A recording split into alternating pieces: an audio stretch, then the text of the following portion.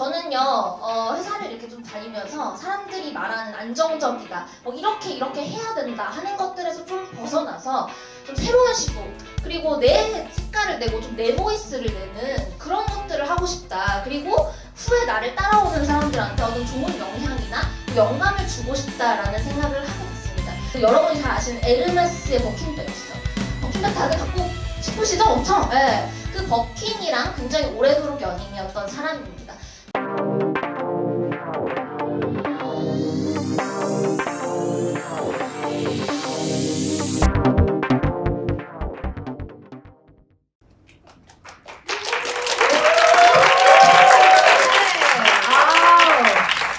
안녕하세요. 네, 좋은 저녁입니다. 많이 들어오셨네요. 네. 오늘 그 린치비 토크쇼 한다고 100명 이상이 모이셨더라고요. 와, 제가 지금 굉장히 긴장이 되는데 깜짝 같죠? 프로 정신. 하나도 안 떨려 보이죠? 네. 제가 오늘 좀 어떤가요? 선물을 주고 시작해요. 분위기가. 그죠? 오늘 예쁜가요? 네, 감사합니다. 네. 이미 늦었어요. 네, 오늘 그러면 이제 제가 순서를 진행하기에 앞서서 오늘 첫 번째 순서가 저래요. 네, 기대되시나요? 제가 오늘 아방가르드와 팀 린치핀이어가지고 너무 군대박수 치시는 거예요. 깜짝 놀랐네. 네. 오늘 아방가르드와 팀 린치핀이라는 주제로 제가 하기로 해가지고요. 좀 아방가르드하게 입어봤어요. 네, 바로 순서를 진행해보도록 하겠습니다. 네, 안녕하세요. 저는 린치핀의 영감을 주는 리더 정효원이라고 합니다. 네, 반갑습니다. 저는 오늘 아방가르드 팀 린치핀이라는 주제로 린치핀에 대한 짤막한 소개와 그리고 토크쇼의 의도에 대해서 좀 설명을 해드릴까 합니다. 여러분 아방가르드라는 표현 많이 들어보셨어요? 제가 아직까지 그 음료수 드리는 거를 살짝 그 눈치를 못 채셨나 보면 대답을 잘 하시면 제가 언제든지 음료수가 나갈 수 있다는 점. 네. 아방가르드인 거 많이 들어보셨죠? 네, 맞아요. 우리는 복잡한 상황이나 또 난해한 어떤 작품 같은 것들을 볼 때 아방가르드하다 이렇게 표현을 많이 쓰는 것 같아요. 그죠? 뭐 예를 들면 요런 거 볼 때, 이 그림 하나만으로 굉장히 아티스틱해지죠. 요런 거 볼 때 아방가르드하다 이렇게. 오늘 저도 약간 아방가르드하다 이렇게 표현을 하는데요. 아마 아방가르드에 대해서 정확한 어떤 의미를 잘 아시는 분은 좀 적을 거라고 저는 생각을 합니다. 이 아방가르드는 원래 군사 용어예요. 군사 용어 모르셨죠? 네, 군사 용어인데 이 아방은 앞이라는 뜻이고 가르드는 진영이라는 거를 의미를 해요. 그래서 전위대라는 뜻이 되는 거죠. 이 전위대는 전쟁을 할 때 먼저 이제 치고 들어가는 적진영을 먼저 치고 들어가면 거기서 총성이 막 울리겠죠. 그러면 뒤에 있던 본대가 저기 얼마나 위치해 있는지, 얼마나 움직이고 있는지 이런 것들을 파악을 해서 준비를 하고 이제 적진영에 들어가게 되는 겁니다. 그래서 이 아방가르드 전위대는요, 죽을 각오를 하고 이제 뭔가 전쟁을 승리로 이끄는 굉장히 중요한 역할을 한다라고 생각해 주시면 될 것 같아요. 예술에서는요, 이 아방가르드가 여기서 유래를 해서 어떤 새로운 변화를 추진하고 또 이전에 없었던 개념이나 어떤 방식 같은 거 있죠? 이런 것들을 이끌어내는 하나의 경향이다라고 생각을 하시면 됩니다. 이 아방가르드는 어떤 사조라고 보기는 좀 어려워요. 이 미술사의 흐름을 보여드리면 이제 이해가 쉬우실 것 같은데요. 좀 어려운 게 나왔죠. 제가 다 풀어서 설명해 드릴 거니까 괜찮아요. 이 르네상스라는 거는요, 신이 전부다. 그리고 성경의 내용만 다루었던 이런 중세예술에 대한 반발이라고 볼 수 있습니다. 그래서 우리가 사는 세계를 보자. 우리의 삶을 좀 보자. 이런 움직임들이 그 당시에는 이제 미친 소리 아니야? 너무 불경스럽다. 당연히 이랬겠죠? 근데 이제 이게 시간이 좀 지나면서 사람들에게 받아들여지게 되고 그러면서 이제 우리는 지금 그 시대를 르네상스다라고 부르는 거죠. 그래서 이 키치라는 것은요, 상업주의가 되는 걸 의미해요. 예술이라는 것은 어떤 공식이나 틀에 이제 이렇게 찍어내는 그런 것들이 아니잖아요. 그런 순간 우리가 예술성을 잃는다라고 표현을 하죠. 그래서 이 키치라는 것은 상업주의고 이런 순간에 또 새로운 아방가르드의 움직임이 이제 보이는 것들. 그래서 미술사가 이런 식으로 흘러왔다라고 보시면 될 것 같고요. 모더니즘은 당연히 르네상스에 대한 반발이고 포스트 모더니즘은 모더니즘에 대한 반발이라고 보시면 쉬울 것 같습니다. 제가 오늘 이거 개념 다 설명하기에는 너무 기니까 생략을 하도록 할게요. 어쨌든 어떤 변화 사이에는 항상 이런 아방가르드가 있다는 겁니다. 자, 근데 저는 이 어떤 그림이 단순히 미술사에만 차용되는 것뿐만이 아니라요, 인생사에도 차용될 수 있다고 생각을 했었어요. 저는 아시다시피 이제 회사 생활을 아주 짧게 경험했습니다. 짧게 경험을 하면서 나는 뭔가 아방가르드한 삶을 살고 싶구나 이 생각을 하게 됐어요.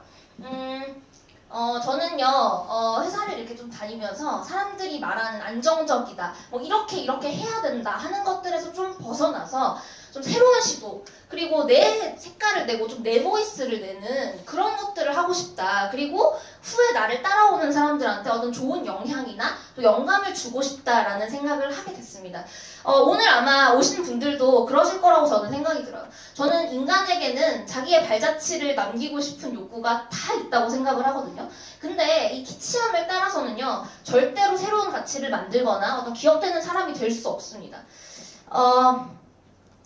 이렇게 미술사뿐만이 아니라 뭐 패션계에서도 마찬가지고 뭐 음악계에서도 철학계에서도 사실 이런 새로운 움직임을 주창하는 사람들이 있었고, 이들 덕분에 사실 새로운 시대가 도래했습니다. 맨 왼쪽에 보시는, 맨 왼쪽 맞죠? 이쪽으로 보면, 네. 맨 왼쪽에 보시는 분은 아마 많은 분들이 아실 마틴 마르지엘라라는 사람인데요. 여러분들이 잘 아시는 그 마르지엘라 브랜드 있죠? 거기 파운더가 맞아요. 그리고 요즘 이제 그럼 이 사람이 어떤 역할을 했냐? 밖에 나가서 보시면 저 사람 참 패셔너블하다 이러면 어떻죠? 막 솔기가 막 밖에 나와 있고 신기한 재료로 만든 옷을 입고 있고 막 자켓은 한쪽에 언밸런스하게 찢어져 있고, 우리 그런 거 볼 수 있잖아요. 사실 그 모든 것은 이 마틴 마르지엘라의 영향이라고 해도 과언이 아닐 정도로 이 사람 굉장히 지금까지 영향을 많이 주고 있습니다. 그 다음에 이 음악계에서는 제가 설지 갱스브루라고 하는 사람을 가지고 나왔는데요. 이 사람은 프랑스의 샹송을 대중화시킨, 그러니까 팝화시킨 사람이라고 생각을 하시면 되고, 그 여러분이 잘 아시는 에르메스의 버킨백 아시죠? 버킨백 다들 갖고 싶으시죠? 엄청. 네. 그 버킨이랑 굉장히 오래도록 연인이었던 사람입니다. 그리고 음악계에서는 사실 뭐 음악을 좀 안다는 사람은, 이 사람 음악을 안 들어본 사람은 거의 없죠. 지금도 이 사람이 살았던 그 생제르맹의 거리에 가보면 지금도 팬들이 보냈던 어떤 레터나 그려놓은 벽화로 이제 점철이 돼 있습니다. 이 사람은 다들 많이 아실 것 같아서 설명 많이 안 할게요. 위버맨시, 뭐 초인, 그래서 뭐 신은 죽었다, 현대 철학의 시작, 그리고 이 사람이 굉장히 큰 어떤 혁신을 이루어냈기 때문에 망치를 든 철학자라고도 불리죠. 니체입니다. 그래서 이렇게 세 부류의 제가 사람을 좀 소개를 시켜드리면서 제가 이야기하고 싶은 하나의 어떤 공통적인 특징이 있는데요. 이런 아방가르드한 사람들은 공통적으로 어떤 것들을 겪으면서 이렇게 살아왔을까? 저는 세 가지로 정리를 해봤습니다. 첫 번째, 새로운 시도를 한다. 당연히 새로운 시도를 하겠죠. 그리고 오해와 편견을 무조건 받습니다. 그리고 세 번째는 우리가 지금까지 기억할 정도로 역사에 강하게 각인된다는 거죠. 우리 살기 어려운 세대라고 얘기를 하잖아요. 근데 살기 이 어려운 세대에게 뭔가 새로운, 생각지도 못했던 대안을 제시를 하면서 집회사가 아니라 뭔가 이렇게 자기 인생을 사는 사람들도 굉장히 많다는 거를 제가 보여줄 수 있을 거라고 확신을 하게 됐습니다.